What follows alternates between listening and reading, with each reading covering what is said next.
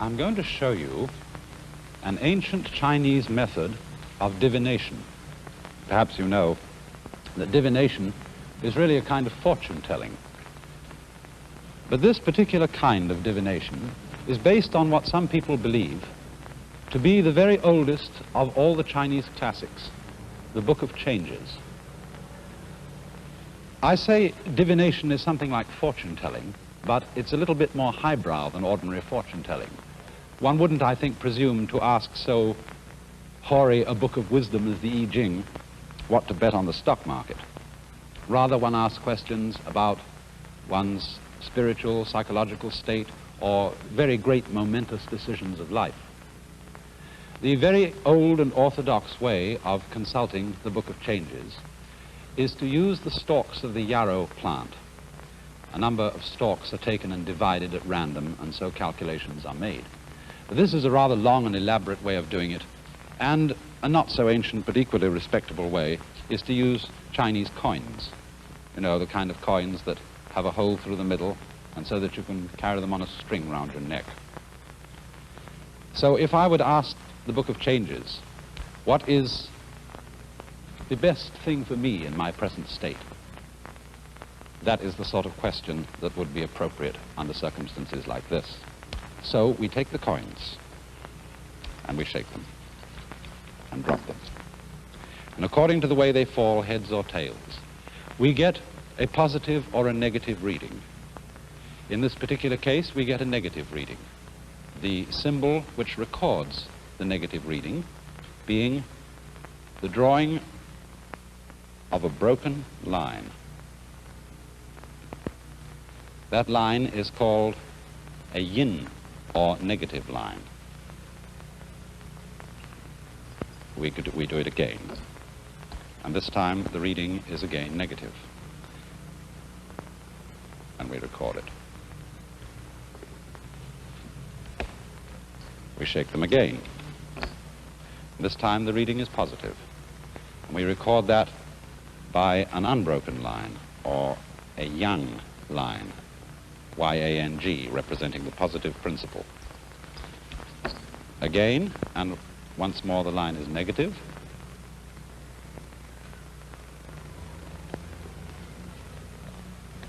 Again, and the line is once more negative. And then a final sixth time, and the line is positive.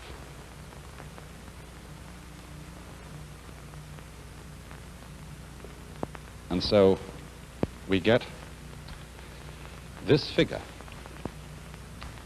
And in order to know what it means, we have to take a look at a very, very ancient diagram which may be familiar to you. Perhaps you've seen this diagram on Chinese bowls, or jewelry sometimes, or carving in jade. This is called Pa Gua, or the 8 trigrams. In the center of the design, you see this figure, which may be familiar to some of you as the trademark of the Northern Pacific Railroad. But actually, its meaning in China is the symbol of these two fundamental principles, the negative and the positive, the yang and the yin, which are held to lie at the root of all phenomena in the world. The word yang, which is represented by this comma or fish that is white, means the south or bright side of a mountain. And then yin, Y-I-N, we romanize that, means the shady or dark side of a mountain.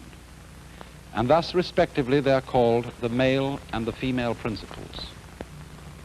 Now, you will obviously notice that with the symbolism of a light and dark side of a mountain, that you can't have a mountain with only one side. The two sides must always go together. And so in the same way, the Chinese feel that the positive and the negative, the light and the dark, the male and the female, the auspicious and the inauspicious, always go together in human life because one cannot be distinguished without the other. in the second chapter of his book, the old philosopher Lao Tzu, whom I've mentioned many times in these programs, says, when all the world recognizes beauty to be beautiful, there is already ugliness. When all the world recognizes good to be good, there is already evil. Thus, to be and not to be arise mutually. And you can say that to be is the principle yang and not to be the principle yin, respectively the positive and the negative. And now outside the rotating figure of the positive and negative principles, you will find these 8 trigrams. Trigrams meaning symbols of 3 lines. And here you will see the broken and the unbroken lines, such as I drew when I was consulting the oracle, the broken being the yin lines and the unbroken the yang or positive lines. And these trigrams represent the 8 fundamental principles or elements which, according to this book of changes, are involved in every life situation. For example, the one at the top means heaven or sky, the one below means earth. This is the father, this is the mother. Over this side, for example, this one means fire, and over here, that one means water. And as you will see, we derived 2 of these trigrams, the point of the oracle being that every situation in life is a combination of 2 of these principles in preponderance. And the ones that we have here is this one repeated twice.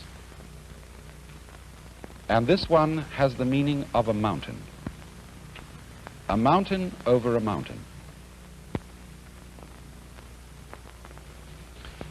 Now there are 64 possible combinations of these 8 trigrams, which makes the meaning of each combination pretty difficult to remember. So we'd better go and look at the Book of Changes itself and see what it has to say about this particular one, what advice the oracle would want to give me in answer to my question about my present situation. The mountain over the mountain happens to be, let's see, that's number 52. The figure of the mountain, of course, it has a symbolism, and it means the idea of quietness or keeping still. And so when we have keeping still, quietness above quietness, we get a whole emblem whose meaning is profound calm. And so the oracle says, keeping still, keeping his back still so that he no longer feels his body. He goes into his courtyard and does not see his people. No blame. Mountains standing close together, the image of keeping still. Thus the superior man does not permit his thoughts to go beyond his situation. The heart thinks constantly. This cannot be changed. But the movements of the heart, that is, a man's thoughts, should restrict themselves to the immediate situation. All thinking that goes beyond this only makes the heart sore. Now you can see that that's pretty generalized advice. And it's appropriate in a way to the question, because the question was vague and the answer is vague. But the symbolism of this answer is simply that sitting so as to keep one's back still so that one's back is not noticed is self-forgetfulness.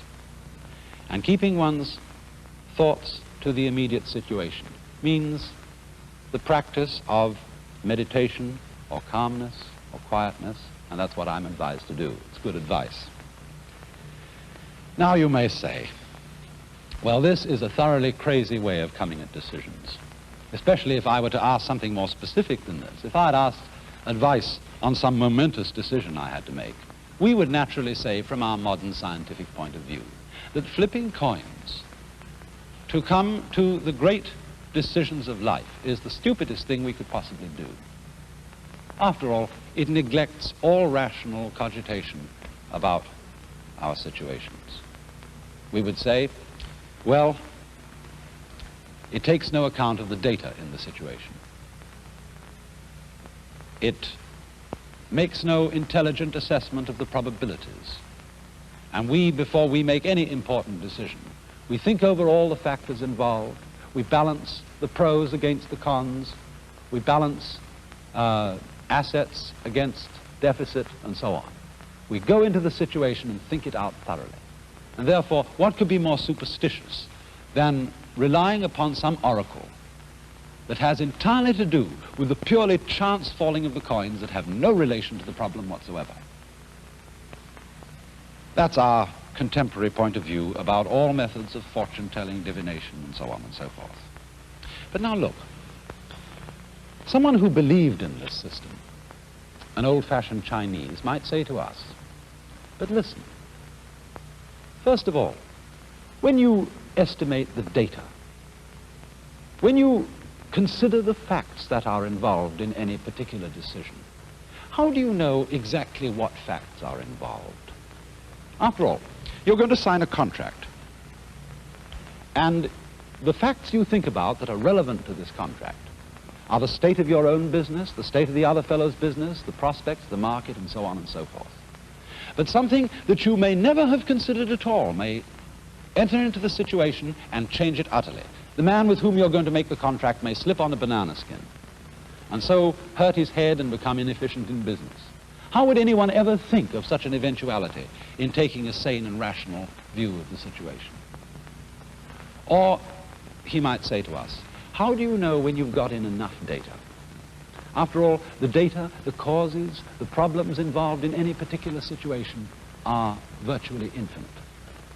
And as a matter of fact, you stop getting in data, stop getting information as to how to solve a problem, either when you're tired of it or when the time comes to act and you haven't time to collect any more data. And he would say that is just as irrational as flipping coins, because you decide when to stop investigating in a very arbitrary way. So are you really very much more ahead of us? Well, we would say, what about probabilities? After all, we rely a great deal upon statistics in order to make decisions. And he would say again about statistics, yes, statistics are all very well when you want to know what a lot of people are going to do. For example, if you flip a coin, you know that if you flip a coin 100 times, there is going to be quite a probability that you will toss half of the time heads, half of the time tails. 1,000 tosses, and you will get nearer to an exact half and half. But each individual toss, the chance is 50-50 whether it will be heads or tails. In other words, you may have tossed 999 times, and you may have had 400 tails tosses. You may have had the rest heads tosses. So the probability will be on the thousandths that it will go to tails because that's had the lesser number of tosses. But actually, your chance on it coming up heads or tails at that particular moment is, again, 50-50. And the probability really tells you nothing. And so in the same way with the actuarial tables of insurance companies, they will say the average lifespan of an adult male is 65 years. But on any individual case, these tables do not tell us when I am going to die. And so our critic, our Chinese critic might say, well, so you see, I myself am of a somewhat skeptical temperament, and I very much doubt, in fact, whether this way of coming at decisions really worked. Or, let us put it this way, we can never really prove whether any method of coming to decisions really works. I mean, I may make a foolish decision, and I call it foolish because as a result of it, I get killed. But there's absolutely no way of showing that my getting killed at that moment didn't preserve me from a worse fate, from making mistakes that involve the lives of many other people. If I so-called succeed by making a right decision, and I earn $1 million, there's no way of showing that this isn't so bad for my character, that's the worst thing that could possibly happen. So we never really know whether the outcome of a decision is a failure or a success, not in the long run, because only the unknown, what comes next, will show whether it was good or bad, and the unknown stretches infinitely into the future. But it seems to me that the importance of this old Chinese book of divination is twofold. First of all, there's a bad side to it, a distinct disadvantage in Chinese culture. The Chinese came so much to rely on the Book of Changes and to use its system of symbols, those trigrams I showed you, to use these for classifying all natural phenomena, that in the course of time it became a very rigid thing and it excluded the perception of novelty. Now the warning and the advantage to us in that is we can do the same thing with scientific method. There are certain kinds of personality who become very rigid in their scientific ideas and simply automatically exclude certain possibilities because they don't conform with alleged scientific dogma. Take, for example, what we call ESP, or extrasensory perception. I rather call it extraordinary sensory perception. But still, there is good reason to believe that there is extremely strong evidence for something of this kind occurring, and yet many scientific people will ignore that evidence because they say things like that simply can't happen. And that is to fall into the same rut that the Chinese fell into when they relied too meticulously upon the classification of the world and of events found in the Book of Changes. But there's a positive side to the picture, for this Book of Changes is founded on a view of life which is very suggestive to us, which is in accord with certain points of view that now develop in our own science. A way of life, a way of looking at life, which sees not so much the causal relationship between events as the pattern of events. Let me try and show that difference. When we think of causality, we think chiefly of the way events are determined by their past. It's as if events were a lot of marbles, and they're thrown together and they knock each other around. And therefore, in tracing the movement of any particular marble, we try to find out which other marbles knocked it, and so trace it back and back and back. And until quite recent times, the whole view of Western science was based on the idea of causality, how things are influenced by past things. But the point of view that underlies the Book of Changes, and that the Chinese never really applied to their science, they applied it rather to their art and perhaps their philosophy of law. But the point of view here is different. It is, instead of understanding events by relation to past causes, it understands events by relation to their present pattern. And in other words, it comprehends them by taking a total view instead of what we might call a linear view. If, for example, we can find a suitable analogy for the Western way of looking at things, we might say it is understanding events in accordance with the order of words. For example, I can say, this dog has no bark, and then, this tree has no bark. Now, the meaning of bark in these two sentences is determined by what went before them. I make sounds before I say the sound bark. Before I say bark, I say this dog has no.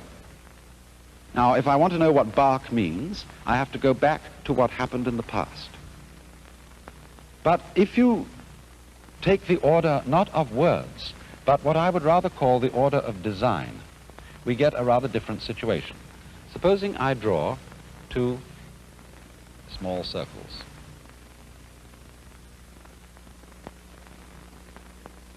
And these correspond to the two words bark. They're both the same. But now, supposing a design arises around those two circles.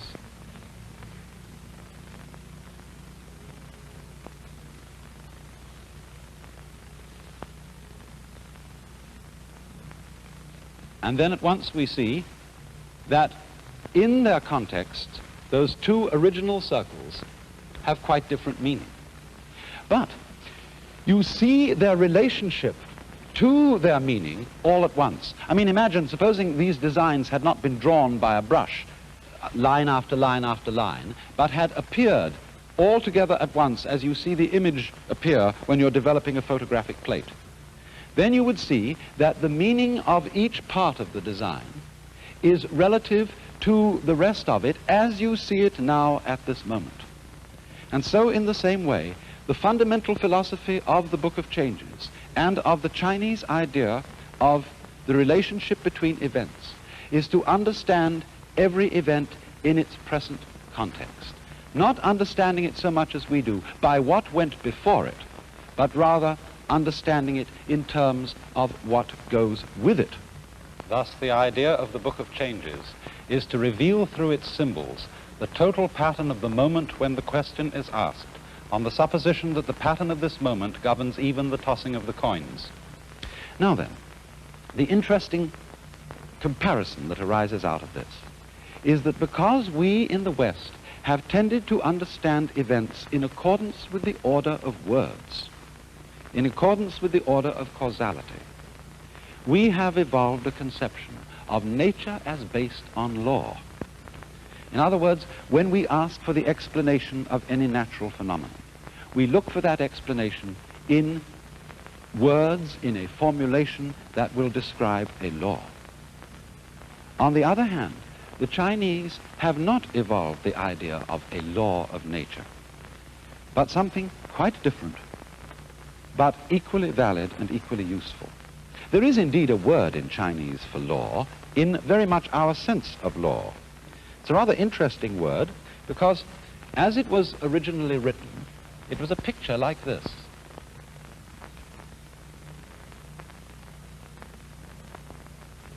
That's a picture of an iron cauldron, and beside it, a figure holding a knife.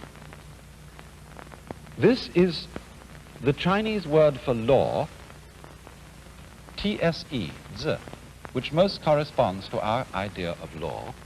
And the reason for this symbol is that in ancient times, some of the old emperors commanded the laws to be written on the iron sacrificial cauldrons.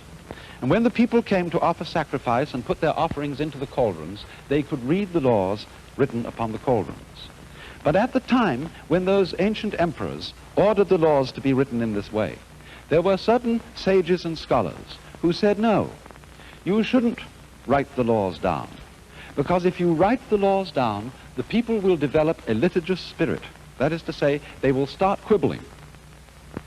And therefore, the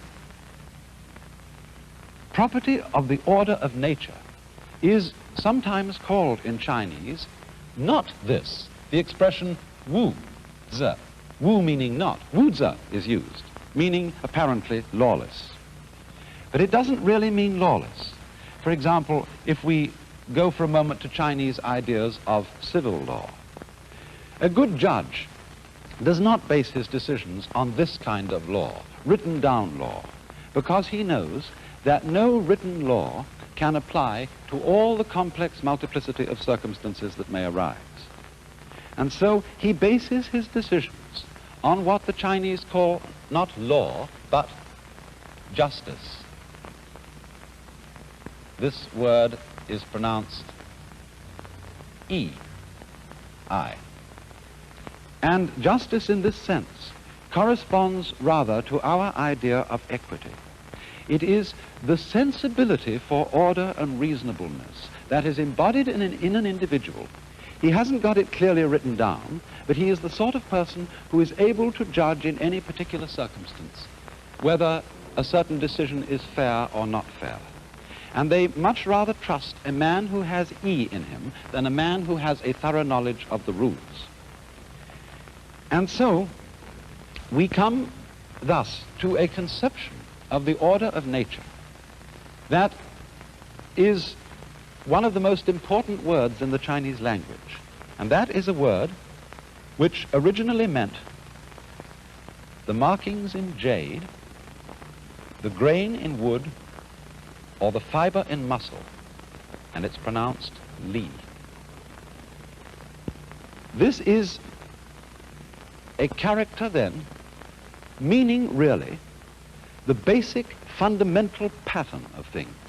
But such an image is used as the markings in jade or the grain in wood, because this is an extremely subtle, complex pattern, a huge area of events all happening together at once, which has to be taken in at a glance, in the same way as we take design in at a glance, understood at a glance, and therefore is not capable of formulation in the order of words. And so Li, meaning perhaps organic pattern, is the fundamental Chinese idea of the order of nature. In other words, when we think of beauty, we know very clearly what is beautiful and what isn't. But it's absolutely impossible to write down a set of laws and rules as to how one will create beautiful objects. In mathematics, for example, mathematicians often feel that certain equations, certain expressions are peculiarly beautiful.